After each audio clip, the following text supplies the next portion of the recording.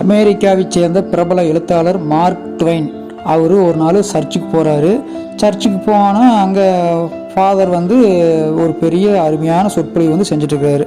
எல்லோரும் அதை கேட்டு ரொம்ப வியக்கிறாங்க, அவர் பாராட்டுறாங்க, கைதட்டி அவரை வாழ்த்துறாங்க. அப்புறம் அப்படி இருக்கிறப்போ எல்லா இதெல்லாம் முடிஞ்சதுக்கப்புறம் இந்த மார்க் ட்வைன் இருக்கிறாரு இல்லையா, அவர் போய் அவர் சந்திக்கிறாரு.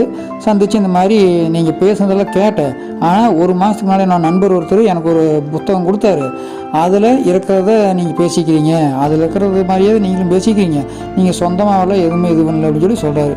இவருக்கு பொசுக்குன்னு போச்சு. யாருக்கு?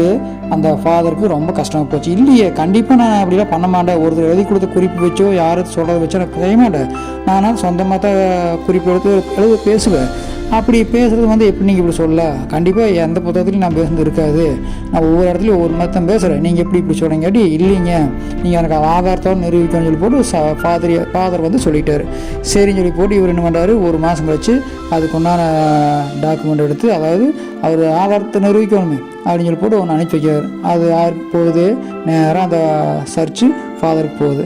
அவர் அதை இதுக்கு அனுப்பிச்சான்னு சொல்லி போட்டு அதை எடுத்து பார்த்தா அது என்னென்னு கேட்டால் அது ஒரு டிக்ஷனரியில் எல்லா வார்த்தைகளுக்குமே பொருளுக்கும் இல்லையா, அதனால் அதைத்தான் அவர் அப்படி தமாசா மறைமுகமாக சொன்னார் அப்படிங்கிறத அந்த பாதிரியார், அதாவது ஃபாதர் வந்து அதுக்கப்புறம் தான் புரிஞ்சுக்கிட்டாராம். மார்க் ட்வைன் வந்து மிகவும் நகைச்சுவை உணர்வு உள்ளவர் அப்படிங்கிறதுக்கு இது ஒரு சிறந்த சம்பவம் அப்படிங்கிறத நல்லா தெரிஞ்சுக்கணும்.